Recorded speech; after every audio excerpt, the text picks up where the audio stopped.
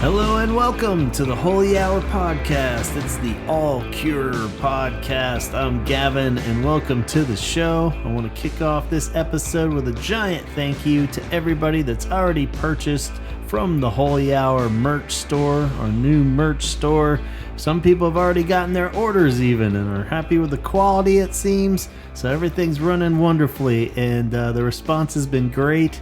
So if you haven't yet gone over to the merch shop, you can find the links in our Instagram and on Facebook and check it out. See if there's something that catches your eye. We have all kinds of cool designs and some funny little things in there too to check out. The wonderful new logo designed by Scott Kruger with or without our faces on it. Optional faces. So go check it out. I think you'll love it. And thank you to everybody that's already dove into that world. The Patreon members get a 10% off code if you're in Patreon. Go on over. Hopefully you can find the code there. I do believe it only works for t-shirts though. Sorry. I tried to make it work for everything else, but I think I've set the dang price as low as possible for things like mugs and stickers, so they won't let you discount any more from it. So sorry, but if you're getting just a t-shirt, you should be able to use the 10% off code if you're a Patreon member. So thank you.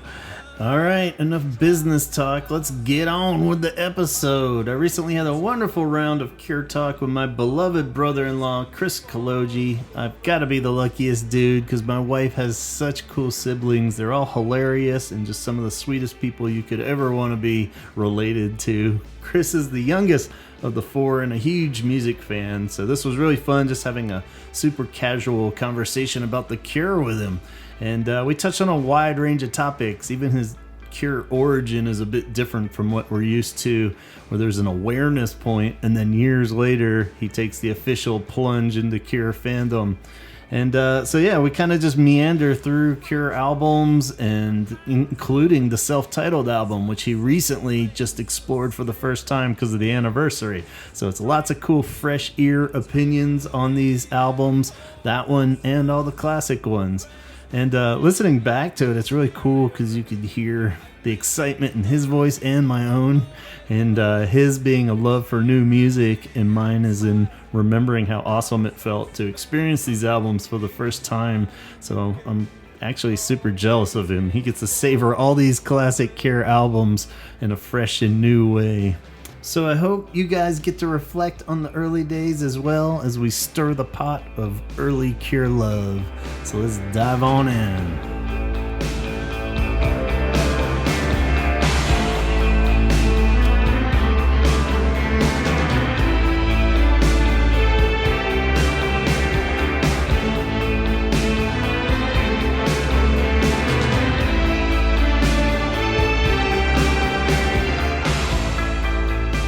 Got Chris Kology over here. How's it going? It's going good, man. What's up? Good to see you. Welcome to Always the a pleasure. Yes. Thank you so much.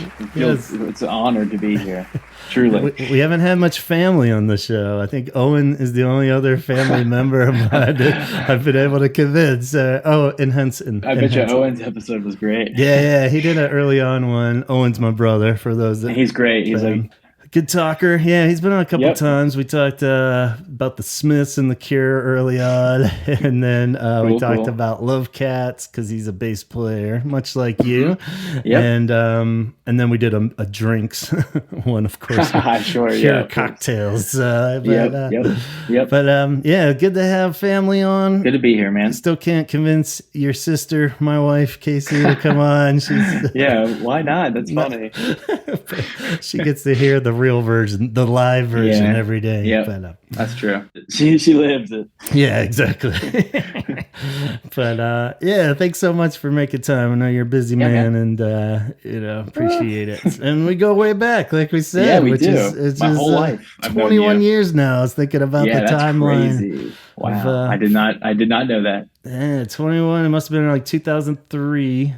I was just buddies with your sister then. We weren't officially dating. And and then I was drawing a blank. I was pretty sure the first time I met you was after our New York trip. We popped into your house for a dinner on the way back from a New York trip. Possibly. But then I was like, was it maybe that time she dragged you down to Fredericksburg and dressed you up and took you out to a bar, and we all hung out at a bar. So yeah, do you even know which one was the first one? That I think it was the bar is what I was ringing about for Yeah. me. Yeah, she put me in like a yellow. She put me in it, but she just took me to like a thrift store and we picked it out. Yeah. She didn't put me in anything, but it was like a yellow polyester shirt that I wore all the time after that. And cool I think we went to go watch you play a show. Oh yeah, that was a little later, but yeah. Oh, that was maybe we're on like fusing a few times together. Right. Yeah, I'm usually pretty good at this, but I'm already fusing a few. Or I was like, but I think it was when because we took a trip up just when we all first met, this little group of Fredericksburg buds, and we were going up to New York City for the weekend kind of thing. And we just went up, and I was kind of like, oh, whatever. I was just in like sad Gavin mode, hanging out with these new cool people, and I just said yes to everything. And we had this awesome time. We like partied all night for like 2 nights. I think we stayed there. Maybe it was just one. I don't even remember now. Mm-hmm. But then on the way back, because you're based out of Philly area there in Pennsylvania, Chad's Ford, you're living. Well, you must have been in high school, right? Like a junior. Oh man, right? Yeah, that is right. And but yeah, she was like, we got to swing by my family's house and have dinner. And I was like, oh God. I was like, I don't know you guys that much. I don't want to go hang out at somebody's house with like a family. What a weird experience too. My family's pretty strange too. No, but that was the catch, was that we got in there and you guys were just cracking me up right off the bat. I was so like hungover and tired and just wanted to go home. But then as soon as I got in there, like your family, probably offered beer too. Awesome. Oh yeah, there's more yingling flying around and everything. Always yingling. And so you were there and you were just cracking me up. I was like, who's this kid? It's hilarious, man. And right off the bat, I could tell you had great taste in music and such too. And well, thank you. But that's because of my sisters. That's the youngest of 4, 3 older sisters. It was easy with them feeding me different kinds of music. Yeah. That's what I always say when people ask. Yeah, it's how I feel with my brothers. That's cool. Do you remember what your main high school bands were around that time? Like, what were you into? That time in 2004.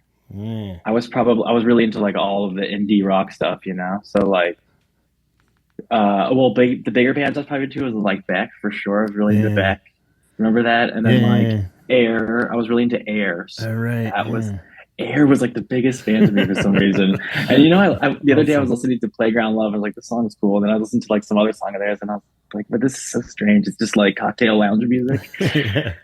But I'd still go spend $100 fucking to go see them because that's how much their tickets cost. Can't believe it. It's so crazy. But I was really into like White Stripes. Me and Bailey were just talking about that. Franz Ferdinand was another one that I thought of today that I was like, I should listen to them. You know why I thought of them? Because a kid at the playground's name was Ferdinand. Hello, I'm Ferdinand. And then I, as I was, taking my daughter to the playground, I met a kid. His name was Ferdinand, and that made me think of the band Franz Ferdinand. But that band I was really into high school, like that whole scene. Mm-hmm. There were other so many like the Saddle Creek bands, all those bands too. Yeah, that's like Conor Oberst, Bright Eyes. And you liked Radiohead a lot from the start, right? Were you a big Radiohead fan? No, not from the start. Oh, really? I didn't like them, and for no reason. I think because my sister Sarah loved them, and it was like me like rebelling against being like, I don't fucking like that band. They're stupid.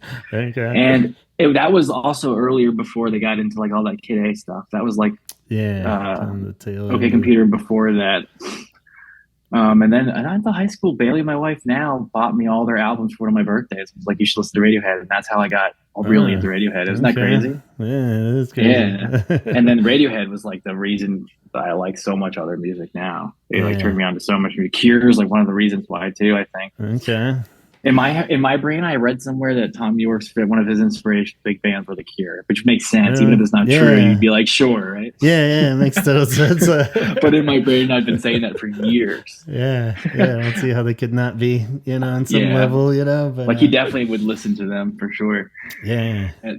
By junior year, though, I was really into Radiohead for sure. Cool. And whatever you guys were like putting me onto. Yeah, Honestly, I guess Ryan Adams probably. we were trying to size it up. Last episode was the self-titled anniversary, and we are trying to figure out the timeline, and it was like a lot of Saddle Creek stuff, and like Modest Mouse was big. Modest Mouse. And, oh my God, the float on thing that happened. It was great. Yeah. You look back now, it's funny how that song has become something that I think is annoying, but I loved it when it was new. Sure. And the album's great. It's a good album. Yeah. So yeah, I guess as far as Cureness, clearly the name had been dropped or crossed your path before I came stumbling into your house babbling about the Cure. Yeah. So do you recall ever like the first blip on the radar of somebody at school or something mentioning the Cure? I think it was just listening to like classic rock radio, you know. They would play random like their hits. Yeah. And that's what it was. I don't think Casey was like super into the Cure, right? No, it was kind of weird around that era. I just kind of like, you know, I was always diehard. They'd be my number one if somebody asked me, but I wasn't really pushing them on people as much as I did in younger days. I didn't know about you until later. Yeah. Yeah. So I was always kind of, and I remember it was a big deal because about that time, that's when we went out to Coachella together. Like right before we started dating, we were just like, well, let's just go for fun. I remember you guys went to that really good Coachella. Yeah, and the Cure was headlining, so that was kind of the whole reason for me. And I was all like making a big deal at that point. And they had the new album coming out and all this. And she had, you know, gotten into like Wild Mood Swings and a couple weird ones before meeting me. That's one I haven't listened to. Yeah, that's a good wild one there. That's the name says it all. Always makes me smile. Yeah. The little like toy. Yeah. And so yeah, it was cool that she got the kind of backtrack through me with that, where I was like, no, you gotta hear this one, and then kind of picking all the different albums, and didn't take long probably for her to realize I was totally obsessive dork about them, and you know, we were playing them constantly. But yeah, I didn't really push them a lot, you know, around that time. Yeah. And a lot of that was because that album that came out wasn't really my favorite, so I was a little disappointed, you know. But you know, I was kind of like whatever at that point. Yeah, you never really talked about it, but I remember seeing that artwork a lot too. That's something I could also tell you is like Bailey had that artwork for that album title, album, The Cure, the self-titled one. Yeah, which is funny. That's the self-titled one. It's like that's the album that he decided to make The Cure. You know? Yeah, it's so weird. There's some reason strange. Bailey was a Cure fan. Yeah, this is a big thing that I forgot. Today, Bailey knew one song that I had I was like, what's that song where it starts with Robert Smith doing like a baby scream, because Inga's doing those screams now, Henson used to do those like. It was Why Can't I Be You, you know? Okay, yeah. And I was like, how do you know that song? And she was like, I've always liked The Cure. Yeah, that's funny because, your wife, Bailey, for people following at home. Yeah, it's funny because I was trying to think of that in the timeline of things, too, because at one point I remember she asked me for a Cure, and it might have been like a Cure deep cuts mix, like a mix CD or something. I think that is it, because that's how we have all these, like, random knowledge of Cure songs. Okay. Like six different ways, a song I loved. And then when I played upright bass in high school, I had to learn Love Cats. Okay. And like, I guess I heard that on the radio, maybe. That's a pretty big song, you know? But yeah, that was cool. And I was thinking back, because I think that mix CD may have been like the last new or person that I made a mix made a Cure mix for, you know, like at this point, you know, it's somebody that's already heard a bunch of them and they want more. Somebody in high school was like, yo, make me a Cure mix, dude. Like it happened all the time back in the old days, or people, I was just trying to convert like the gospel kind of thing, you know, or they're like, here, take this. And I was really big on pushing them and stuff. And by that point I was kind of like, I don't know. They've put so much stuff out. Do you go dark Cure? Do you go pop Cure? And I think she had already said that she had heard, you know, like the obvious ones, like Just Like Heaven and stuff like that. Where definitely. She had so I think I was leaning more towards like deep cuts to middle, like really obscure ones or B-sides or something. Yep. And because she knows the random ones like that. And okay, yeah, I love that. You should get her. Go grab her. No. I know. Just kidding. But, so yeah, they popped up on your radar just through friends talking about them? Bailey and her two friends that were... when that album came out, when I was in high school, Bailey and her friends were more into like punky, more like dark music. And they were like showing me that, like that Cure album, like that. I think of them. which is funny because that's like, like it's kind of like a heavy Cure album, right? Like that's what I've read. Heavy guitar was, and yeah. But like hearing like the Cure on my own was just like I think it's like radio and like movies and my wife and like you guys. Right on. I don't have like I wish I had a specific memory of like when I heard the Cure and it was amazing. But like my origin story of learning about the Cure that I like to think in my head is like I always knew they were like one of those bands that was like an untouchable good band. Like the coolest people I know love this band, and like I always knew they were like that, but I just never got into them. And there wasn't a real reason why either. Like Robert Smith didn't bother me. Like the makeup stuff. No initial turnoffs or no anything. Initial turnoff. It was just. I guess I wasn't like at the time. Like there weren't like there was just something I didn't listen to that much. I don't know why. I think a lot of bands are like that when you know that they've been around a long time and they have this whole body of work. It's kind of like starting like a 12-season show where you're like, I know it's good, but I'm just not ready to sit down and watch all of Sopranos right now kind of thing, Which I just did recently, and it was great. Awesome. It's usually worth it, but it can be hard to just dive in for sure. Yep. So that's what's cool with your timeline of how you had awareness and some songs and stuff in the bank there, but then fairly recently you've got that on too, so you almost have like two origins on your timeline, like now it's like I guess I call it like a deep dive is what I've been saying in my head. Cool. So like I've just gotten like so back into music in the last like couple of years, and I've been doing these deep dives of all these bands, and the Cure's one of them, and I was like savoring it. Honestly, it was like I was putting it off, being like, "Oh, I can't wait to get to the Cure," because I was going through all the years. Yeah, it's funny. I was gonna say you seem really good about just from over the years. You always seem to be good about taking an artist and really looking at their full body of work. Like somebody that, like we're saying, it's always on the radar. I always try to do it. I'm getting I like to do it, and go back listening to their whole thing, and then because there are a lot of bands that I'm like, I really got to get into them. So many people I respect like them and stuff, but I've heard things, but it never really caught me. I got to be missing something, and a lot of times it still kind of is like, but exactly. Precisely. Yeah. Like that happened with a lot of other bands I was listening to at the time. Yeah. But with the Cure, dude, like I had other friends that I wouldn't even suspect were into music like the Cure, and they were just like, "Oh, dude, they're great." Like everyone just says they're great. Cool. So I was like savoring it and going through all, and like I was getting really into like darker, heavier post-punk music. And my friend Benjamin in New York was like, "You got to check out the first earlier Cure stuff." Okay. And that won me over. Just because the sound, it was like what I wanted Joy Division to sound like in my head. It was like, this is like I wanted more Joy Division because there's so little of it. And then I wanted to be like a little more streamlined and like sounding better. And that's what the Cure album sound like to me. You know what I mean? Yeah. That makes total sense where, especially by that era, they kind of continued on, Yeah. Yep. And I like knew nothing about them. I knew nothing about the Cure.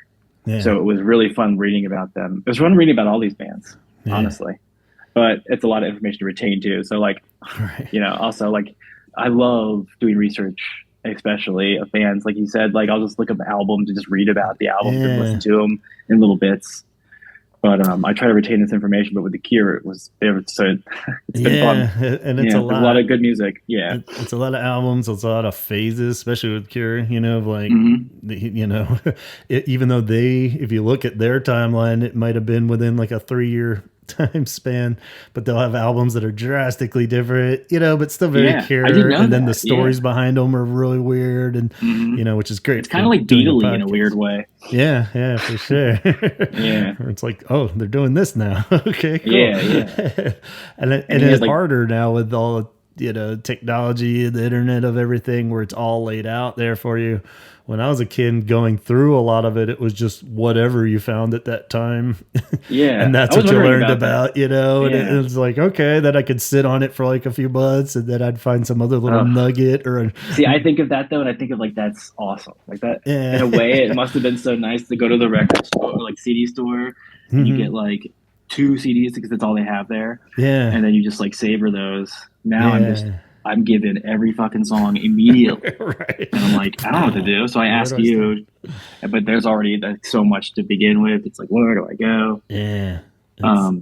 And with The Cure though, with the phases though, that's been like great for me because it's easy. You're in my head. Same with David Bowie. Like, I was telling you, I was trying to do that with David Bowie, but like this stuff's just like, it's like too. I will really try to like David Bowie. Yeah, me too. But I mean, I love the obvious ones, but like to really get in there and love every little David Bowie thing, it can be a little tough, you know? Like, some of these are. Yeah, well, I was reading about Robert Smith's influences for those first 3 albums, or like what he was listening to when he was. Yeah. And there was one guy I'd never heard of, and it was like Alan something, some Irish or Scottish guy. Alex Harvey, by any chance? Yeah, Alex Harvey. Yeah. It's like weird as hell. Yeah, and I've tried to get into them, and but there's a lot of stuff like that. And yeah, he just drops like some crazy shit. Like we always thought he was bullshitting about Hendrix for so many years of how it was so important. You know, like no way. But now it's like, you know, he said it so many times so seriously. Where it's like, he's totally was like one of his first. And anything concerts you read about, he always says Hendrix. Yeah, totally in there. And you know, at times I get it, you know, listening to some Psychedelia, the top album. For sure. Just that album was the one that I could not get into either at all. I didn't like any of it really. But then I found that that's common. Yeah, it's strange amongst fans, I guess. Especially this year has been the hot points right now because it's the 40th and 84 was the top, and then 20th of this album, and they're the 2 albums that catch the most shit from The Cure. Maybe Wild Mood Swings too, but that one, these 2 in particular. But it's weird with the top is still. Probably that's the touchier one because it's still 80s Cure and everybody still loves it. It has like memories attached to it. And the songs are good. They're just kind of weird and like going, some of it works better than others is kind of the bottom line. But it has like Shake Dog Shake and Caterpillar on it and stuff too that are like fucking flawless, you know? So it's weird. It is weird. And the timeline of his albums are so strange. And I'm always confused by what the order of them. Yeah. Like I always think that Disintegration came out way later for some reason. It's a pretty good chunk later for a band that is pretty, you know, unanimously everybody says Disintegration. That's like their 9th album, maybe. I should know that off the top of my head, but I'm not quite sure. It's I know. I'm trying to pull up on my phone right here. Yeah. I'm always looking at their discography on Spotify, and it's like so confusing to me still. Yeah. They also have a bunch of compilation albums. I know that one with the old guy on the cover that's been like in my brain forever too. It's one of those albums. Yeah, like I'd see it like Borders, you know, on the shelf. Yeah, it's like a singles collection. And it like sold like crazy, right? Yeah, that was the one that got me in officially. It was just I think I remember seeing it like at your house or like seeing that CD cover. But like it's so weird. Okay, so 3 Imaginary Boys. I mean, I'm just looking at the album right here. Yeah. But this album, off the bat, it's weird because 3 Imaginary Boys is the first one, but then they put solo singles on it and made Boys Don't Cry, and that's what came out in the U.S. is their first album. So it was like kind of an England-only album or other, probably beyond England. But and then he was like, I want to go do like my post-punk dark stuff. And he was like writing these songs in the studio, trying to just make dark music. I think a lot of the credit, what was going on? Probably a lot of the credit goes to starting to play and hang out with Susie and the Banshees, I think, and being Joy Division fan. I think a lot of that was getting in there, wanting to get into the darker vibe. I think more by like 17 Seconds, and I think that's just where he naturally felt at home. So a lot of people consider that like their first real album, the second one there. So, they kept describing his look as anti-image. Okay. Yeah. Was that like the whole thing? Like where they would just like not really dress like anything and wear like all black clothes? Like it. Yeah, in a sense. Like I think he was kind of nicking off the Joy Division thing by 17 Seconds with like the button-up shirts and the kind of But yeah, they were strangely, for a band, being kind of lost on image. Like in the first album, Three Imaginary Boys is kind of marketed almost like they were playing off of that, like not having any pictures of them. That's why they have the appliances on the cover and stuff, and all these like kind of like, we don't need an image, screw having an image kind of thing. Okay. And then he toured with Susie and the Banshees, and I think a lot of that kind of seeped into his idea of like a cool front person. So like he like loved it. Yeah, so I think by Faith he kind of got the idea he needed like some kind of stage makeup, almost like a mask to hide behind and stuff. He said in the past that like makeup is kind of like war paint and stuff like that, or you can be somebody else on stage. But yeah, like during 17 Seconds is weird because he's not got big hair or makeup on. They kind of have the Joy Division look, but he's that's what I'm thinking of. He has like almost. Does he have like a military cut? Yeah, it's kind of like a grown out buzz cut, just bad early '80s hairdo. You know? But by today's standards, he looks like stylish. He looks cool as hell. Totally. Like all my friends are like dressing like him. Like I would try to look like him. Totally. So. Those old albums that I got really into just recently, I just like put them all on a playlist that I listen to. I like make a playlist, like a radio station kind of all my songs. It's stupid though because the shuffle doesn't work really well on Spotify. Okay. So I use like a shuffling website that shuffles all the songs, so I have a true shuffle on my playlist. Wow. It's ridiculous. I'm always going between Apple and Spotify, and it's a big thing. Yeah. My wife hears me complain about it a lot because I wanted to just truly shuffle. Like, why can't it shuffle? Yeah, Apple Shuffle's pretty good, I think, but maybe.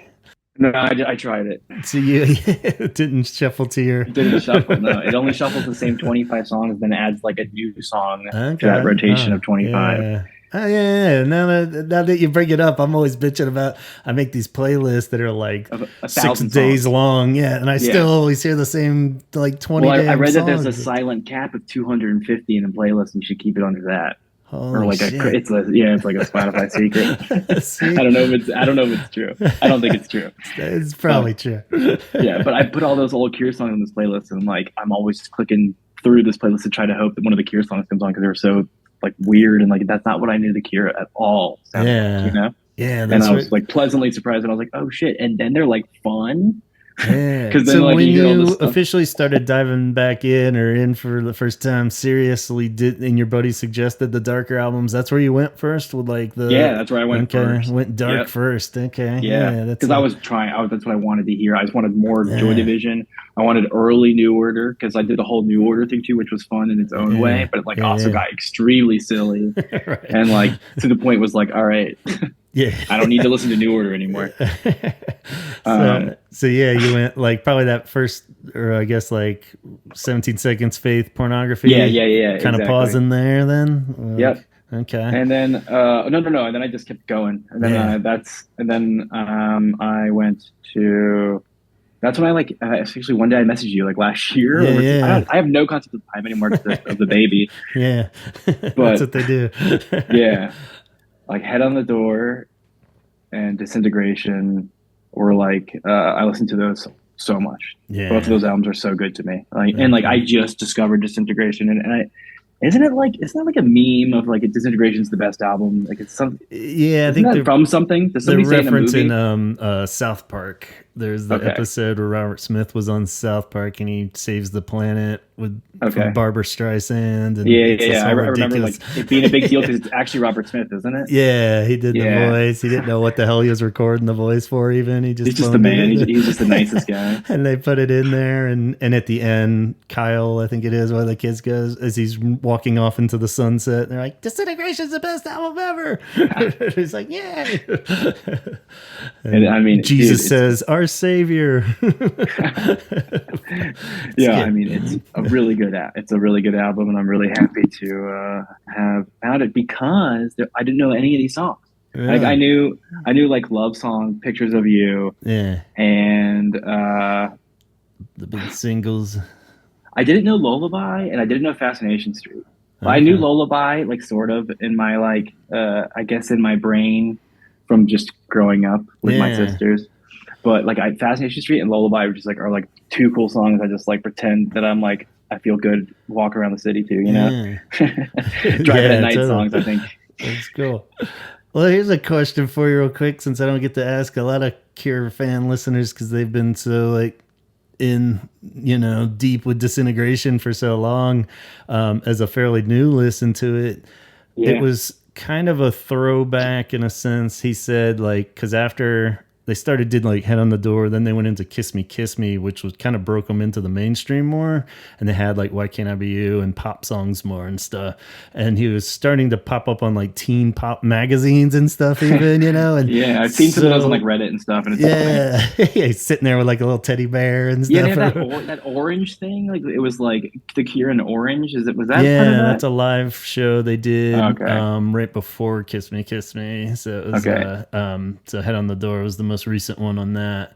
So they were getting real big, and so Disintegration was almost kind of like he loves to throw these curveballs from one album to the next, where everyone's expecting it to be like mega pop album after he kind of got his foot in the door, but instead he does this super fucking depressing, like mood setting album. And it was supposed to be kind of a throwback to like Faith and Pornography in 17 Seconds, which it is, I guess. Do you kind of feel that though, like hearing that? But I can't, but like I don't know, I can't think of a song right off the bat just like a don't, right? That's like a heavier.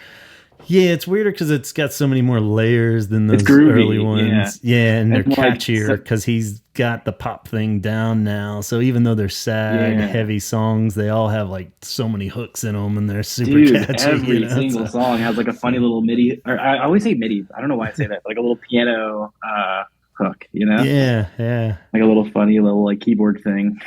Yeah, and that's what they just get, where they layer them so much in, and each one of them was just gold for some reason on Disintegration, whatever the hell they were drinking. Just at that point, like every little part of those songs could be its own.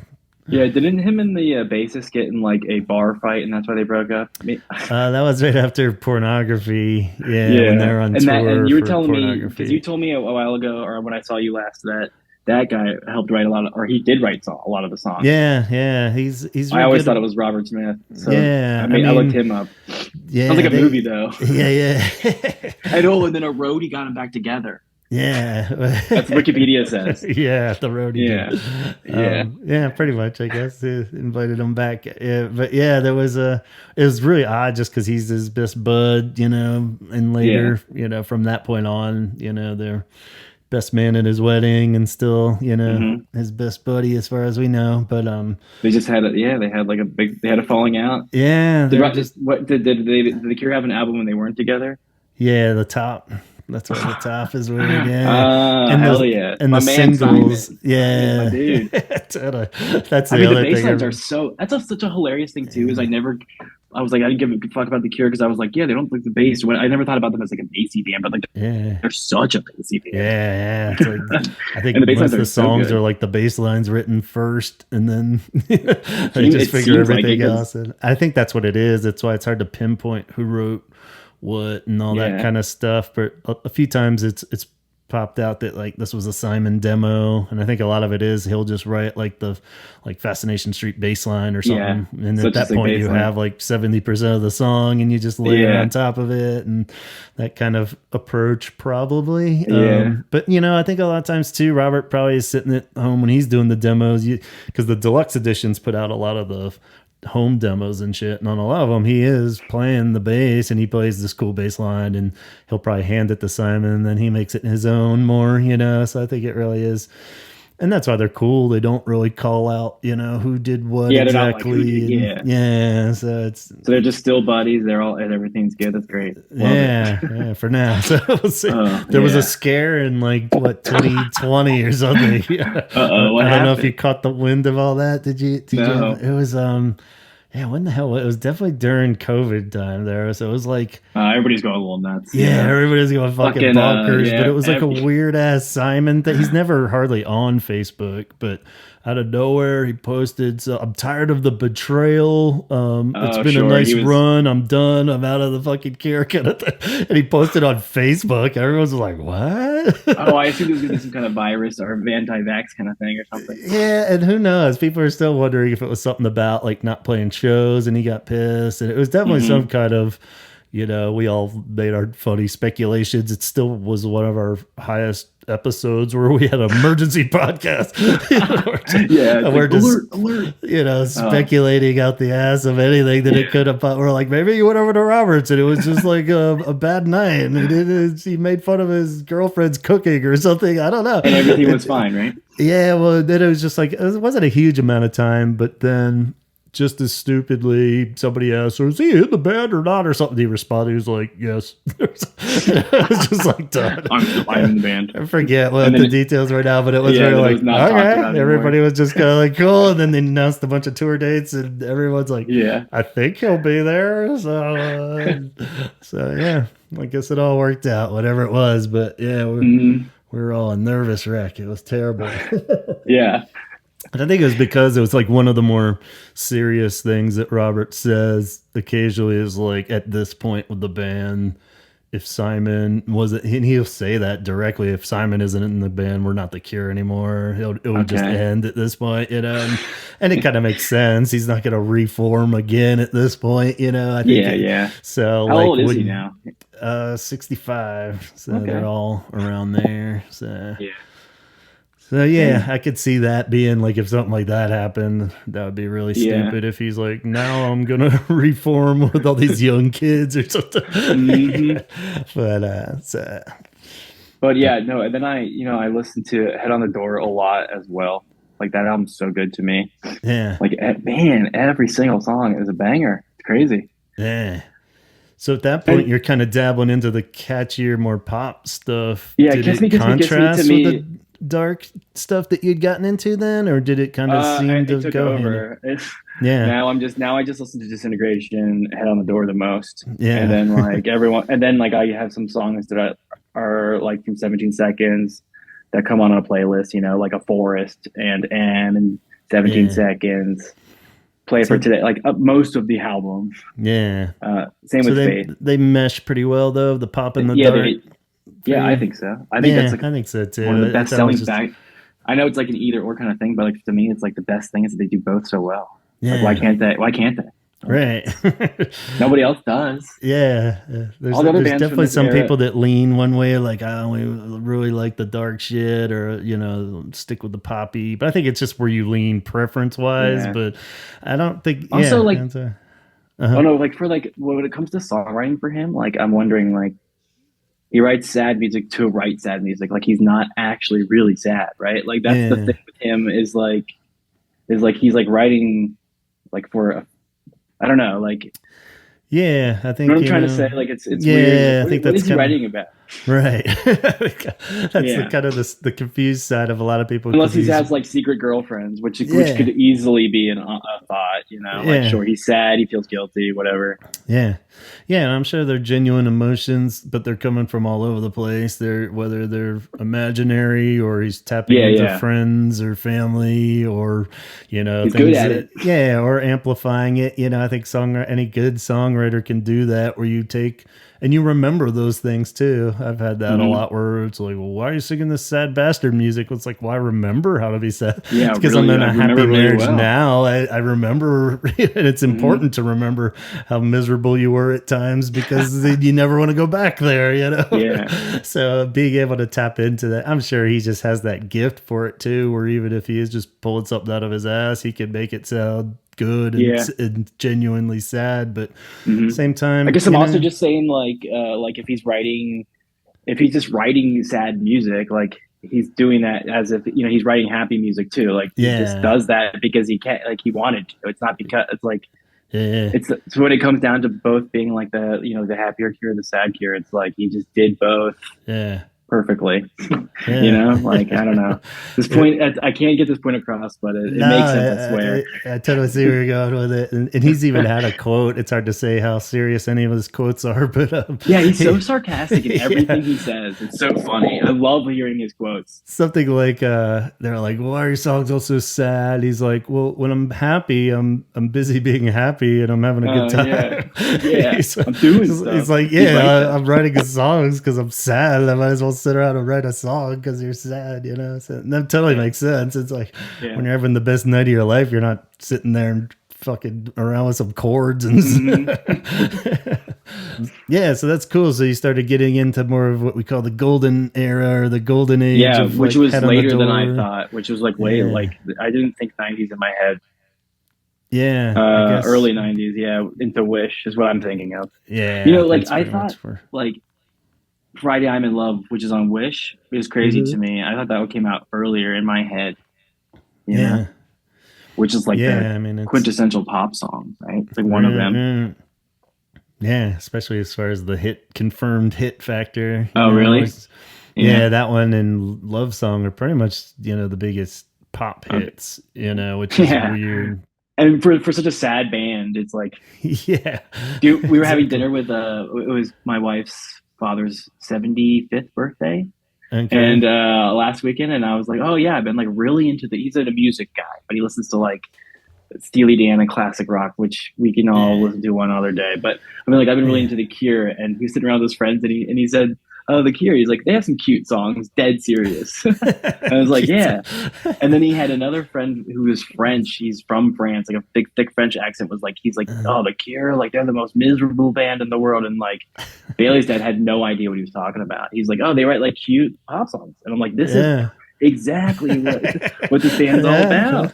that sums But it up the perfectly. French guy is younger. He's like in his 50s. I Um, know. yeah, and it was funny just hearing this guy talk. He was like, "Oh, he's like, you listen to The Cure?" And I was because I guess because I'm a little younger. Yeah.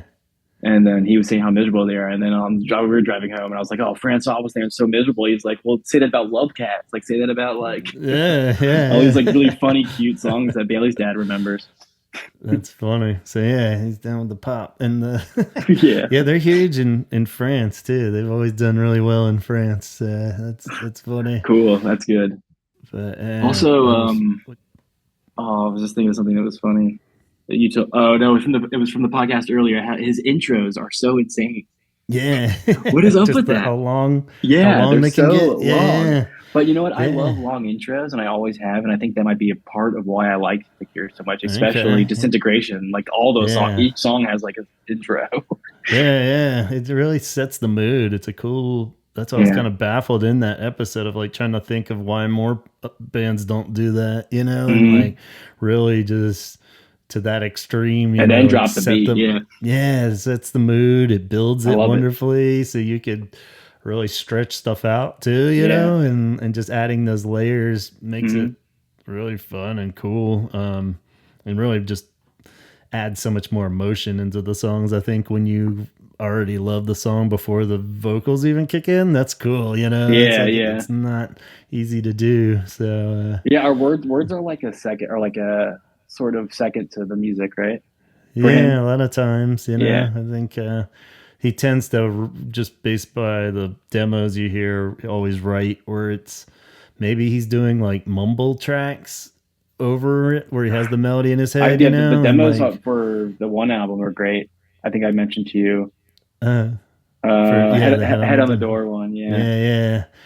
Yeah, a lot of them are really cool that way. And he might be like when they release them, he might be like muting that like track, like Hmm. which I could see. Yeah. Maybe not. He's because there are some of them that are on there where he's just singing nonsense words, because that's a good way to do it. I do that a lot Yeah. where you I think a just lot of get people do that, right? yeah, and then you Yeah. go back and put actual words in, or you listen. Maybe you're saying something subconsciously I that's was kind of reading cool, recently and actually that David Byrne did that on some Talking Heads, one of the big Talking Heads songs. Then when you go back to it, because he used random words, but he didn't go yeah. back and change them. It's all just random shit. And you're like, oh, okay. Yeah. Yeah. Yeah. And I It's think like the original. and a lot of times you just stumble across cool lines anyway. So then you Yeah, keep yeah. it, and then people are like, what does that line mean? And it's like, I You're like, really don't know. I don't know, but it Just sounds saying, cool. maybe it does mean something. It's all kind of your stream of consciousness kind of thing, Yeah. And And I can't think of one, but I know he has like a lot of one-liners in the songs, yeah, like he's for got some weird sure. ass lines. I'm always So thinking of things he says when I'm like out there walking or running, and I'm like, oh, cool. yeah. Also, yeah, there's this one album that I haven't touched yet that I'm excited to touch. The Blood Flowers one, right? Is that what it's called? Yeah. Yeah. I hear that. Yeah. Isn't that album supposed to be pretty good? Yeah. A lot of people love it. It's a weird one because it's kind of gone into the next phase of the Cure at that point is like Wild Mood Swings Up is kind of the Yeah. post, and That it's last day of weird. summer song is sick. It came on Yeah, that randomly one's on one of my beautiful. stations, and I like ran over and saved it. That's the only song I have from the album, though. Yeah, but I have the whole rest cool. of the album to listen to. Yeah. Yeah, it's a weird one. I was kind of disappointed as a kid when I first listened to it in 2000 because I was. It was weird because it's almost like another adult phase version of Disintegration. He made the trilogy say that it's pornography, disintegration, and blood flowers, and it makes sense. You know, it's like the next kind of 10 block in that. And there's a song called 39 on that album.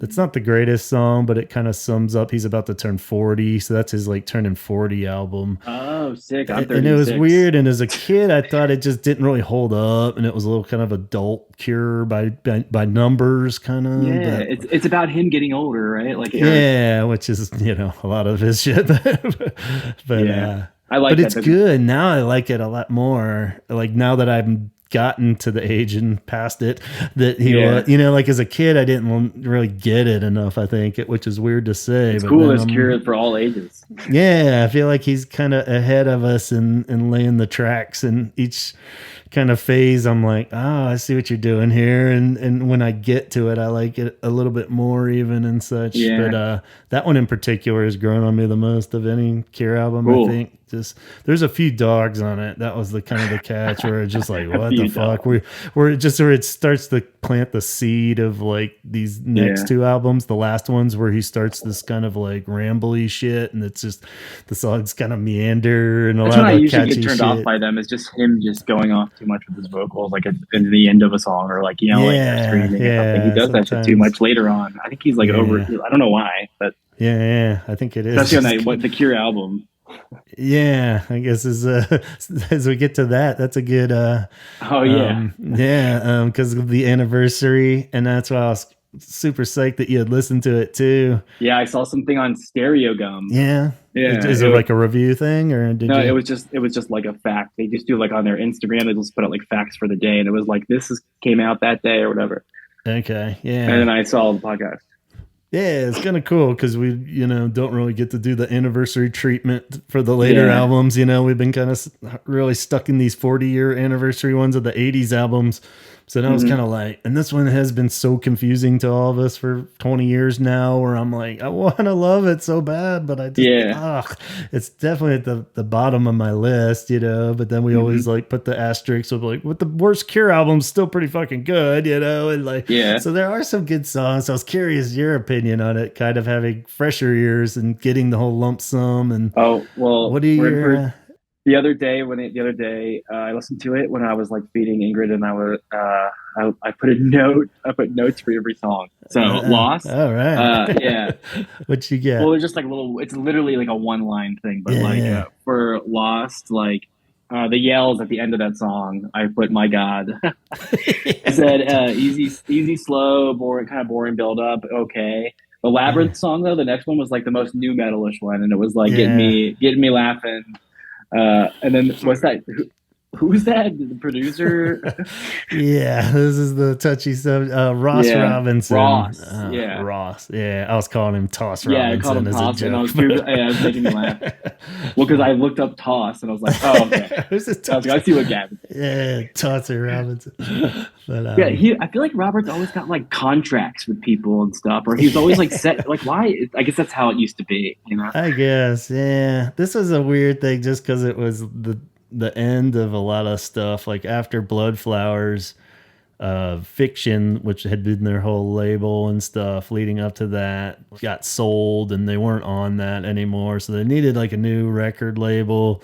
They wanted to tap into like a younger demographic, clearly, and it was it their label? Like, was it like did he manage the label? Not like he was part of it, but the guy that started it was the guy that found them, basically. Cool. Like their manager basically had set up the label just for the Cure. Not there were other bands on it, but they were like the main and only real successful band on it, and just, they had worked together forever, and it just kind of run its course by that point. It seemed like he was ready to retire, the manager guy, and sold it, and they just let it run out. They put out like Greatest Hits album, the B-Sides collection, so it looked like they were just done, and so then it was like kind of nowhere where they're like, we want to do this new album. We want a fresh approach. Let's call it The Cure because it's like starting over. I see, rebirth.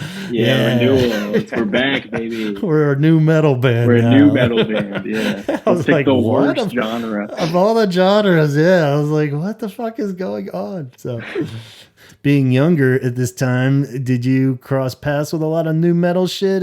Oh yeah. Were you like my best friends are into that shit? I was not.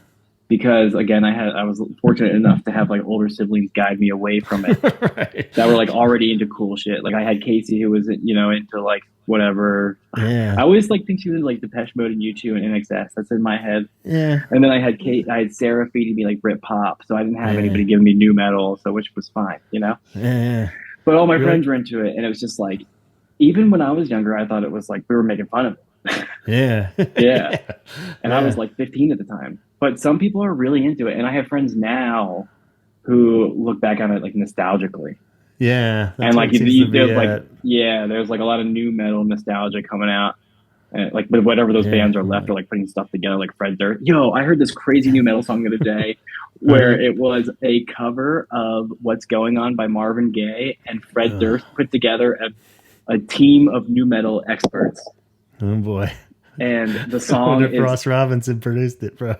He probably did. That's probably how I came across it. I was probably like looking them up, like that's what I do. Like a super group of new metal guys. Yeah, here, look, I could tell you who a bunch of weird people are on it, but Fred Durst was in charge.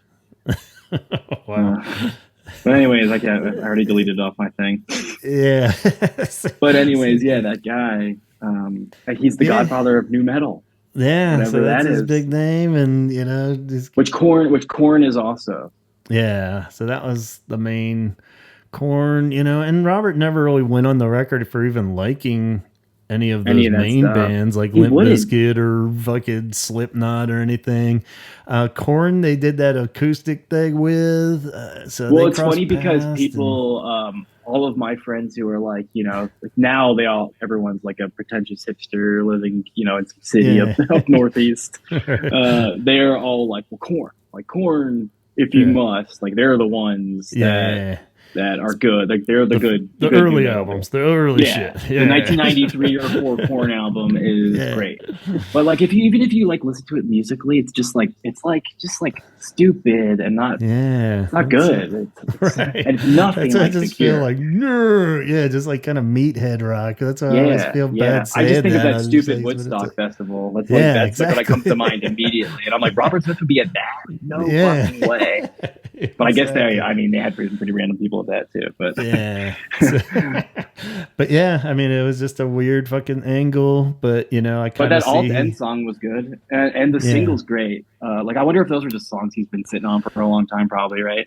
Yeah, I think most of them were pretty fresh for this batch. He's such a weirdo, dude. Like, like what is this? So what are your other notes after? Labyrinth, like the one. Labyrinth was the most new metalish. Before 3, I said Robert making Baby Henson sounds. It's like 2000 indie rock nostalgic. That one I thought was all right. Before 3, before 3. Yeah. You like that one? Yeah. Except for that line, we've decided it's a good song. Other than that, but. He always does something like that on all of these songs. Like one thing like that, where it's why'd you do that? Oh, End of the World song slaps. Yeah, that song I remember that video. He's kind of just playing, right? The videos were real weird for this one where they didn't have Tim Pope, their main dude for this era. They had a bit of a because they're Reborn. Reborn. So they're doing like the very 2000s kind of videos where they were like stop animation stuff that were like real glitchy and bricks crumbling and stuff. Yeah. I can't wait to watch all these videos. Yeah, they're all right because they're like in the best quality because they're newer. but so you can see Robert in HD. Yeah, so. I'll take it. Anniversary I liked. I thought it was a cool song.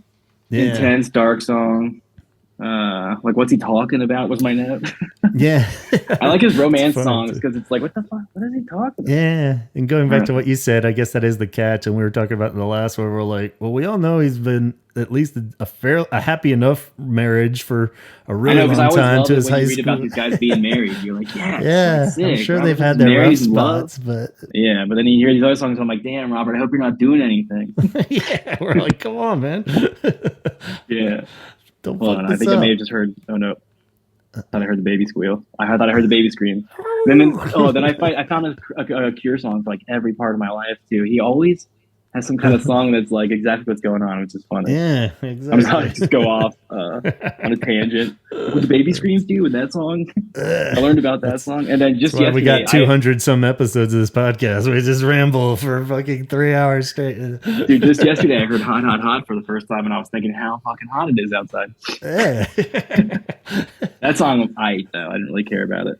Yeah, There was it like a wears weird off. time where he was using wah pedals, and it was like kind of like rockabilly. I Yeah. don't know. Yeah, they change up. That was their closest funky kind of Okay. era and stuff, you know. So. Oh, Us or Them was I like wanted to like it, but it was too rock and too much yelling. Like Yeah. you don't want me anywhere near you don't want me anywhere near Yeah. you. I By the end. did too much. Uh, Yeah. yeah, right. Yeah, he's curses. He doesn't curse often, does he? Nah. Yeah, Yeah. not too much. And Fucking near me. yeah, it's just the yelling on this album. I don't know if it's because I think Ross, he, my boy, was pumping him up or what, but dude. it's just like, I God bet you he was damn. trying to make him do some kind of weird. He's like, listen, I know you do this, but you should probably try this. You know, they're Yeah. always doing that. There's always like some Yeah. new producer trying to get some band. I just read about that with another band where they were like, we're gonna have you recorded this way instead of this way, and it's like never a great success. Nah. And have you read it or heard any of the shit of what he did to him? No, no. Like, What did he do? maybe I'll cut this out because I've been bitching about it so much for the past 5 episodes. But Uh, he did the yeah, let me whole. know That's what he does in the studio. Is he gets them pumped up and he would like let them play for like an hour warming up. Then he came in and kicked He gets over all like, their oh, amps like and he's like, new "What metal. the fuck is this bullshit?" He's like, "You guys are the Cure." You're not playing like this."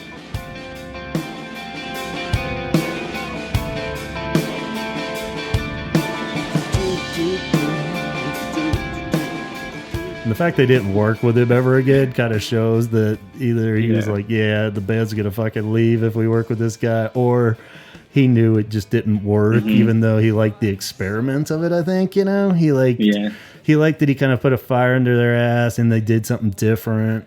But yeah, but in the end, I think they all said, I don't think he really got the Cure, though, you know? yeah, Like the idea of it, of what they were trying to do. Or I think he got that idea, but I don't think Robert wanted to make a rock album again after that. It was just yeah. something he kind of had to get out of his system, I think. And he you did know? it. Yeah. Yeah.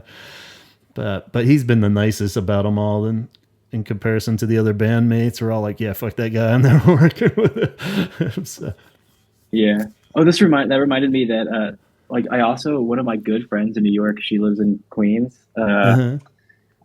We've been friends for like a decade. I had no idea she was like a huge Cure fan, but she went to that Cure festival in New York when that album came out, and she got to see it. Like it was like she said it was amazing. It was like Interpol Cure Oh, headline. yeah, the Curiosa Did you go to thing that? for this. Yeah, we went to it in The lineup was good. at Merriweather. Rapture, Yeah. I liked the Rapture a lot. Yeah.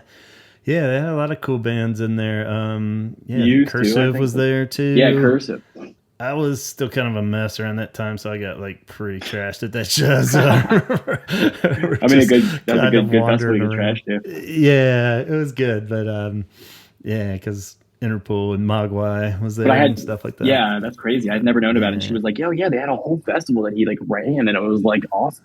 It's like, Yeah, what? that was definitely probably the most glowing thing that came out of this era. You know, Yeah. It was cool that he did that. But yeah. So what song are we up to? Let's see. I I don't know what's going on. I said Yeah. this song was an instant skip. Yeah. I said if it wasn't Robert, I'd be making fun of it. Oh, damn. Ooh, damn. Yeah, I get some extreme reaction to that one. I'm always more generous to it, but it is like It's just definitely because doesn't fit on this album. But he's I sort of feel just kind of like talking, like he's saying, "I don't know what's going on," right? yeah, the verses suck. It's like I don't know what's going on. Yeah, I think I probably heard that and was like, Yeah, "No." Yeah, the chorus is pretty good, but which is like, I should give him more of a chance because a lot of their songs, of course. Yeah, but a long weird intro. At this point, I was just happy he wasn't screaming at that point too. Yeah, so I'm like, cool, he's not yelling. But Taking Off, I said, sounded like an older sounding Cure song. Yeah, that one's pretty. Like he's got like a jingle jangle. Is it always a 12 string? Is that what? Whenever I hear that, is that? Could be, yeah. Or they just kick on the acoustics. Yeah, he played it a lot. He just plays a lot of acoustic guitar, doesn't he? Yeah, for those kind of songs. He also said that a lot of their sound is famous for 6-string bass. Like, what is he talking about? Yeah, that's a whole weird thing. It's the bass 6. I just got one actually fairly recently during COVID, and it's great. It's more of a guitar though, really. Is it like a baritone guitar? Yeah, it's closer to that, but it's different to that even. And he plays. So he writes songs on that. Yeah, and he plays it live a lot. It's all over Disintegration. So like when you see him playing like this 3 pickup Fender one, it just looks like a big guitar. And it's real thick, it's cool, and you're playing like a lot of those lead like parts that there's a bass line going, but then it's like a chunkier guitar lead, so even all of like Pictures of You that has the where it's not like, if that was played on a regular guitar it'd be really like pitchy, like real high, but since he's playing it on that bass 6, it's cool. It's a really fucking weird kind of thing that took me years to kind of figure out what the hell. Does he use his own little tunings and stuff too? Nah, usually pretty standard. Cool. There's definitely some songs where they do it, but so it was weird watching some of those old Beatles stuff. They used it on the White Album too, like a B6 and that and stuff. So that was kind of because he said that, and then I was thinking, I was like, I only ever seen Simon play a four-string. Yeah, he always plays 4 live, and there's certain parts even where he'll play it just real high up on the 4th string on the but usually it's like a guitar part more. He uses it like a lead guitar, even though it's called the bass 6. Never. I said don't like. Too much yelling. Yeah. The Promise I thought was a little whimper. Just out of a whimper. Yeah. Long Slow Burn for me. Like there's that like funny wah guitar solo thing at the end. Yeah. I don't like that kind of stuff. But I also didn't know he's like a little bit of a guitar head, isn't he? Yeah. I didn't know that until I learned about Cure this last year. Yeah, he's a real underrated guitarist, and like, definitely that's where that Hendrix side comes through. I guess. So, yeah. Whenever I saw that Hendrix reference, I was like, oh yeah, he's a guitar guy. So occasionally they'll totally bust out the wah wah and stuff like that. Yeah, and that sounds weird, or it just has like that huge rock out ending that it's like live, cool, but Yeah, I don't need to hear this every day. Yeah. The version you listened to, is that where it ended for you? Because that was the last song. Okay. Why was that's another weird thing with this album is like everybody had a different version, and different countries all had like an extra song, and there were like 3 decent ones that really got cut out that shouldn't have been cut. I have to hear those. He mentioned those. I read on like Wikipedia. Yeah. And are they really sad or something? Is that why? One of them, or maybe 2, depending. There's a couple that were B-sides, so they got put out as B-sides or alternate versions, and then there's like a few good ones that never made it on. Yeah, anything. I gotta find those. Yeah. Those will be cool, but they're like shitty quality. They're leaks kind of thing. They'll be on like the deluxe version if they ever put that out. But yeah, the Going Nowhere is probably the most like accessible one, because that was on a lot of the versions of the album, and it is a slow, cool song that this album definitely needed. It's kind of like a Last Day of Summer type song, and it blows my mind that that's not on here, because that would have totally added to the good songs. And why would so, well, if you look at Wikipedia, there's like Robert has a quote on there about like he was like arguing with the producer Robinson. about the songs. Okay, yeah, it seemed like and that then he was said something like, in the end I'm the decision maker. Was how he ended the quote. It's like, hell yeah, you are. I think I've gathered all of I still have to listen to the one with the toy with the split in the middle. Mood Swings. That's a weird one that but you kind of like it. Yeah, I like it. You definitely like it. Yeah, there's a couple of their maybe worst songs are on that, but they're pop ones, so they're not like 10-minute him yelling. Okay, so and yeah, shit. so whatever, I'll take that. Yeah, and it's weird. A lot of horns and stuff, where they're all over the place. That's kind of what the whole Wild Mood Swings angle was. That it's kind of closest to the top, really, where it's a little bit like the first song's amazing, like cool rock song, and then there's like a whole Latin flavored single, and then there's another one. He's always doing shit like that. Yeah, but sometimes he does it well. Yeah, the song's great. And that Wild Mood Swings is a weird one because everybody likes different ones, but nobody likes all of it. It seems like so everybody has like a different version of this album. Yeah. And then like there's a couple real good sad ones at the end there. Treasure and Bear are like gut wrenching. Beautiful Treasure and Bear. Cool. Yeah, those are really good. And I know we're going a little off subject. I'm just adding these to my Cure playlist right now. So thank you. Yeah. It saves me a lot of time. Like I said, it's been a while since I've been able to recommend any Cure stuff to people, so it's nice. But yeah, that's a cool one. And Blood Flowers is great again. That's kind of correcting the ship after the aftermath of Wild Mood Swings, because this one. Blood Flowers is like Disintegration, where it's very mood centric, where the whole thing is a feel, so yeah, I'll take that. I like that. Yeah. But for 13 Dream, what's the common opinion? What do you think about that? I think a lot of people don't like the production. It gets a little over. Who produced it? This dude Keith Uden that's done some stuff, but it's just, I think he was just kind of saying yes to everything Robert suggested. It was supposed to be a double album, and it got compiled into one because they didn't want to put out a double album for them at that point. And they've played a few songs live that weren't on it that were way better. So again, I think it's like New Indiana Jones versus Crystal Skull being the self-titled. I feel like it's better than the self-titled album, but it still has a lot of problems. And I think that's why everybody really wants this new album. So it's like a what's the deal? What's the talk of the new album? Yeah, a more official ending would be better. Yeah, it's coming up a lot again lately, where people are getting really frustrated. Like it comes in waves. I think of like people are like, fine, whatever the fuck. It's like a hive mind. Yeah. Now everyone's like, but they're releasing the acoustic. There was when they put out this greatest. Yeah, they put out a greatest hits album around this time, around 2000. Who wants to listen to acoustic version of a Forest, though? Really? I mean, sure. I know, but it's like I love that song. But like the best part of it is the band. Yeah. It was just like I think trying to recapture the old Unplugged thing they did way earlier that was cool.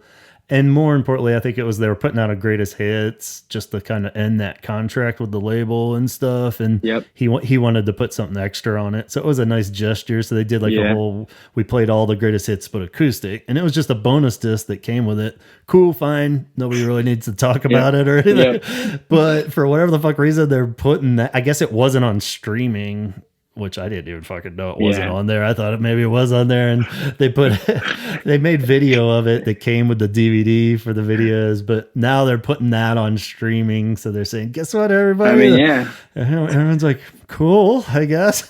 So all the people are like, there's this picture of them. Yeah. So that's the alt version of the greatest hits. So, So yeah, it'll be good to have that on streaming. Sure, the more the merrier, but everybody's getting a little fucking riled up, just being like, hey, what's up with this new album, man? Did he tease it? Like it's going to definitely happen? Well, the album he's been saying for about 5 years now, he's kind of stopped, and that's where we all got like, because the two camps are like, he doesn't fucking owe you anything. He can put out whatever he wants. And I get that. At this point, they're doing whatever they want. But the fault with them is that for the first 3 of the 5 years they've been talking about it, he was all like, October of this year, it's coming out in like Christmas 2023. And then it was like, well, it's definitely gonna be out before the tour starts. And then the tour starts, and it's like, well, it's definitely gonna be out by the end of the tour. We're all like, what the fuck is going on? And it's like he could have re-recorded it like 18 times, and he probably has, but but luckily, which is sad to say, it's a good thing, I think, that he stopped talking about it since like the North American tour. We haven't heard anything anymore. So so it's been a few years now? Or? So, I mean, something's fucking up. But I mean, maybe he'll just drop it one day, I don't know. But then they put out like some art he made for a charity thing, and it was titled after one of the new songs, and it says on the forthcoming new album. So he's still dropping it up. This was just a couple months ago. So he's saying, "Oh shit!" from the new album. They keep saying it. It's like, so I mean, I was in that camp of like, eventually he's just gonna stop mentioning it, and it's just gonna disappear, and we're all gonna be like, hey, whatever happened to that thing? But he's still saying it. And then just going back to the acoustic thing, it was funny because he posted an official thing saying that the acoustic thing's coming on streaming in August. But here's a teaser of the video that you've all seen a billion times already anyway. And he says, and more to come next week. Maybe he knows people like me are listening to his band finally or something. For the first time. Yeah, for the first time. It's like a new wave of millennials. An acoustic version? Holy shit. But it's I don't know. And I think I didn't take the more to come meaning, hint of the new album or anything. I think it's he's going to release another acoustic song from that or something early. Whatever. Like just keep giving us something. Like a steady flow of something would be nice. I'll take a look at covers for now. Exactly. And people get bent out of shape about like the picture disc that they do for just reissue stuff or sure, record store day and stuff. But I mean, none of that's slowing down the new album. That's why I'm like, no need to use that as an excuse to burn the guy at the stake. If reissuing a fucking acoustic thing is taking up time, then he's got more problems anyway. He probably is just like, cool, pushing a button. And exactly. So, but I think we'll get it. Who knows when, but it'll come out eventually. I would love that. It'd be cool to be a part of a new Cure album. That's what I was going to ask. If where you were even at, if you'd even cared that they have a new album or no, I would love to have a new one come out. Yeah, I'm hurting for music, and I would love anyone, especially the Cure. This would be a big deal for me. I'd be like going nuts, especially to go see them live too. Like that would be cool. But that was 2019. Man, that feels like it was last year, right? Or no, it was 2019. Yeah, last year was when they came through. So I probably I may have missed my chance. Yeah. Yeah, though. Who knows? Okay, they'll play again. The bigger threat is that they'll play a festivals till they fade out officially or something. Well, yeah, I read the other day that they just had they got dethroned most headlining Glastonbury. Oh yeah, Coldplay beat them out. With Michael J. Fox on guitar. I saw that. You just made me remember that. That's what did it. Nobody cared until they got Michael J. Fox out there. But I heard who Robert going to bring out next year. He's I just top Michael. Fucking some other '80s star. Who they gonna bring out? Would the Cure play Glastonbury like in the teens, like more than 10 times? Oh, probably not that many. Okay. Maybe it was like 5. Yeah, I think it's my head embellished it. My brain embellished the fact. But yeah, they did have some kind of records and stuff like that. It was a big deal that last time was like 2019 maybe when they played it, and like it was all over the place. It helps you put in perspective like how big the Cure was, Yeah, it's weird though. I mean, how great these tours have gone in the later years. It was something I was. They got to be careful these days. Everybody keeps trying to sell out stadiums, and then it's not. Yeah, I feel like all these bands are doing that. Well, they said something. Yeah, I was reading in that Curipedia book about their biggest show, not counting festivals. Was like Dodger Stadium for Disintegration, and then they topped it though. 2019 when they play in Mexico, they've got more people out than that one. Oh yeah, Mexico loves Cure, right? Yeah, and they play these epic long shows there, and something longer than normal even. And that'd be fun to go to Mexico and see them play. Yeah, but the cool for sure, right? Wouldn't it be sick? Yeah, yeah, that would be rad. But yeah, the cool footnote with the Mexico show was because it was like 2019 and they hadn't put out an album since 2008, and that was their most attended show ever in their careers. I mean, it's up there with fucking Disintegration era. It's like what they're still getting the momentum, still going. Yeah, so it's kind of like you don't see that a lot with these older bands. Yeah, you really don't. You don't even have to put out the new album, and maybe that's part of it too, where he's like, "Fuck." Dude, I saw a supercut of Morrissey ripping off his shirts the other day, and it was nuts. Yeah, and the first comment was like, like this man does not need to be doing this. And it was just like some like Generation Z dude just being like, what? Like, who is this? Why is this guy doing this? Like, who's this old fat guy? I never understood why he's continued that going, So but it's like he's like a sweater. It's like, but just change it, man. You don't have to be ripping it. So weird, but yeah. Luckily, Robert's not ripping his shirt off on stage. Yeah, I know. He doesn't need to. He looks good. He's doing good.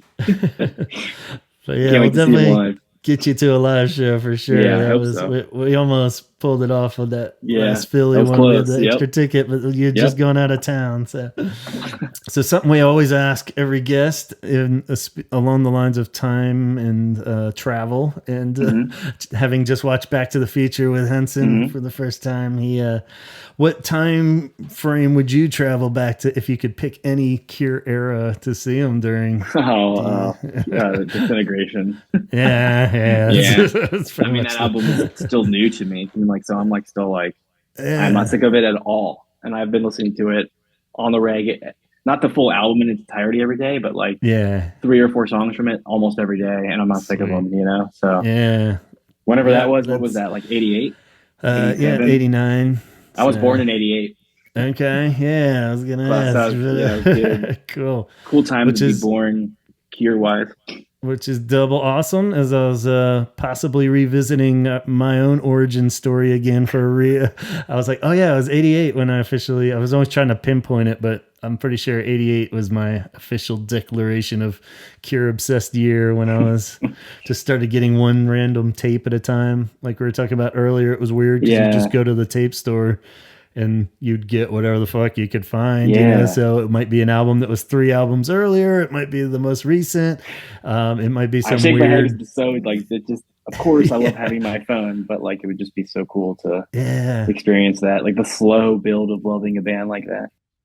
Makes you appreciate it. It was a sad day, because for years after finally getting them all, and I wasn't 100% sure I had them all, so I'd always go to the store and go to the Cure section and you thumb through it just to make sure, because there were a few surprises in there. Like occasionally they would put out I found the Peel session tapes, and I found they put out a Cure Peel session, and the glove is a weird side thing. They're one of those offshoot bands, right? Yeah, it's him and the guy from Susie and the Banshees did a side project. Is it any good? Are any of those side projects good? He doesn't have too many of them, but that one's worth visiting. There was one other one that I was probably on streaming. It's a weird thing because contract-wise, he couldn't sing on it, so they get this female singer to sing it, and she's got this kind of kooky voice. Yeah, that's what I'm talking about, the contract thing. Yeah, so that was odd. But then they put out a version with him singing over the demos, so that's kind of cool if you can find that. I'm not sure if that's on Cult streaming Hero. or not. What about Cult Hero? Oh yeah, that was another side thing they did, just as a single really early on. No good though, or okay? Yeah, it's kind of cool. It's more like the first album where it's that punky kind of post-punky stuff where he doesn't sing that either. It's their mailman saying it. Really? The whole myth behind that is that he was finally hanging out with Simon's other band and stuff. So he just formed this little offshoot thing for a single just to see if he liked working with Simon or not. And then they got along really well. So then he was like, this other dude's got to go. They're all just having a good time in the studio. So. Oh, cool. But yeah, so the glove's definitely worth checking out. There's a couple weird, it's just really trippy, and some of it works better than others. If you can find the ones with Robert singing on it, that's the best. I'll look for those. And I guess as we wind down then, so you landing on Disintegration as a current favorite, or where do you stand as your faves? Album-wise? Yeah. Yeah, Disintegration for sure, Head on the Door. Disintegration, Head on the Door, and then I would say 17 Seconds in Faith. Cool. Yeah. And then Kiss Me is getting up there too. Yeah. How Beautiful. Yeah, I mean, there's so many good songs. It's so crazy. I mean, he has so many songs. Yeah. Yeah. And then Join the Dots is a whole fun world when you get into that. That's the What's B-sides. Join the Dots? That's the B-sides box set. So, yeah. And during that golden age, they had fucking killer B-sides too. So they're cool. Arguably could have been singles, a lot of them, So, cool. So, yeah. And Mixed Up. What is Mixed Up? It's all like that's Paul Oakenfield, remixes. I see. Yeah, so those are a little, if you're into that, but kind of 90s I like. style remixes. Yeah, it's all like 90s too. Yeah. So, other compilations. Then they're just singles ones like Galore and Standing on the Beach are just a collection of the singles. Okay. Yeah. That took me forever to figure out. Yeah. Like, not forever. Like, Galore, Greatest Hits, Japanese Whispers. Yeah. Because Japanese Whispers was the 3. They just put them out at like Love Cats. That one has the walk on it. Yeah. They were all standalone singles. Okay. So, Dwayne the Dots got it. Yeah. And it's got that awesome picture of Robert. Yeah. And the live albums are great too. They just kind of capture those eras with the lineup and, and they're kind of good mixes too, because they're always so good about scrambling up all their eras in live shows, Yeah. So even like when people are first getting into the Cure show is always kind of a good introduction because it's kind of like a greatest hits almost, But yeah, that's what it seemed like. You shared the set list a little while ago on Instagram, I think. Yeah, and it was like just like the best. Like I knew I was like, oh shit, I know every one of these songs. Yeah, I'm a Cure fan. Like I would love to go to this show. It's amazing. They can play like a 3-hour-long show, and then you're leaving it going, oh man, but they didn't play this. It's crazy. It's like that truly is awesome though. Like you don't get to see that a lot these days. And my friend, like you and my friend in Queens, she said that they just like he still sounds great. Like it just gets like almost better. It's awesome. It's arguably clearer and stuff, more sober or something. I don't know what the hell he did somewhere around there. He really started taking care of his voice, I guess, and he just hits everything perfectly. Most bands by their point are like bumping down. Not trying. Exactly. You just kind of changing the way the song sounds. And they don't have any of that. It's like I can never sing that in that key, and now he's still doing it at 65. It's like, damn, dude. Crazy. Simon's got all that energy bouncing around all over the place. I've seen him. So drummer's just thrashing too, so he's not slowing down at all. But I hope so, because I gotta see him. Yeah, we'll get him back here somewhere or another. Yeah, I hope so. Cool, man. Well, I don't want to keep you too long. We'll wrap on that hopeful note of the new album and new tour. And and I got some stuff to listen to, which is exciting. This has been awesome. I love talking about the Cure. Cool. Yeah, well, anytime, man. Well, cool. Yeah, I'd love to come back if you'd have me. Usually that's how it works. We'll do the origins tale, and then we'll find a topic that you're passionate about or something. You'll be like, what the hell is up with Jupiter Crash? And I'll be like, all right, let's come back. Let's talk about it. This will probably happen. Yeah, that'd be great. All right, man. Cool, man. Well, have a great rest of the week, and take care up there. Yeah, great say talking hey to everyone. And we'll do. Yeah, say hi to Henson. We'll do. All right, man. Everybody out there, thanks for listening. Yeah, dudes. Talk hard. Woo! See ya.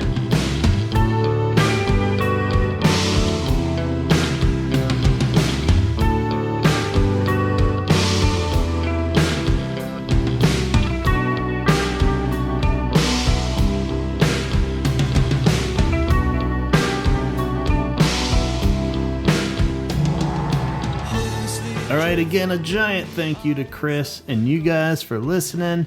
And of course, from the depths of my soul, I would love to give a giant thank you to our Patreon members: Donna, Craig, Jeff Hilton, Jeff Cortland Jones, Sue, Ben, John, Alan, Allison, Dion, Namicio, Matt, Danny Coulter, Matt Ford, Tom Johnson, Tom Burns, Letty, John Roberts, Francisco, Bunny Lake, Amber, Nicholas, Arno, Chad, Shirley, Jason Hall, Scott Kruger, who is co-host of the Sarlacc Digest, a weekly Star Wars podcast that airs every Wednesday evenings, 8 p.m. Pacific time on YouTube and Facebook, or catch the replays anywhere you get your podcast. The Acolyte series just wrapped up, so go see if your opinions match up with their opinions, and chances are they caught some really important detail that you missed, so, or at least they'll make some kind of sense of this whole crazy Star Wars universe. So go on over there and dive in, get your Star Wars nerd on.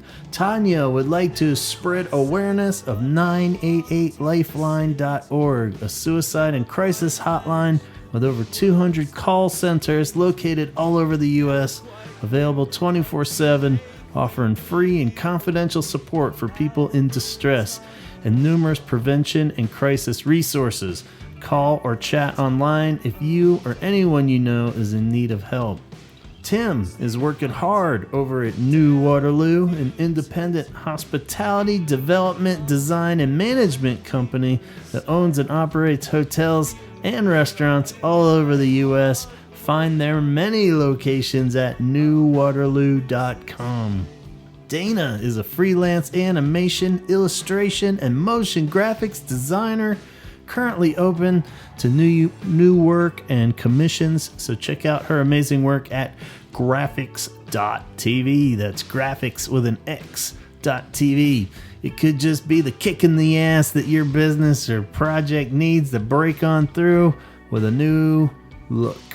And Kate over at CureThreads.com has an endless well of original Cure-inspired designs on a wide range of products, waiting for Cure fans like you to just come snatch them on up. So she even has a cool new Cure Arts Collab shirt available over there. Cure Arts Collab, of course, is the must-visit Instagram page run by Kate that compiles Cure fan art. So go follow that page, then buy a t-shirt, show your love and support. Lisa recommends you check out Dickens. It's a venue up in Calgary, Canada. If you want to catch a great live show or event, go to see their full listing of upcoming shows at dickensyyc.com. Jessica recommends that you check out Club Nevermore down in Little Rock, Arkansas. For a full listing of their shows and details, visit clubnevermore.com, and you can get all the scoop on upcoming goth dance parties and events. And of course, don't forget to check out Chaz's other podcast, the X Communication Station, where he, Donovan, and Chrissy raise holy hell on the evangelical church. They are officially done with the Newsboys series, so it's safe to go back in the water. As for us, you are always welcome to email me at gavinconnor@gmail.com. Please subscribe so you don't miss a single episode. Follow our YouTube page, or the Facebook page, or the Instagram page, or all of them. And go to that merch shop that I keep talking about. Get yourself a Bunny Lake inspired Holy Hour shirt. We'll be back in 2 weeks with an all new American cheese snack idea. Until then, talk hard.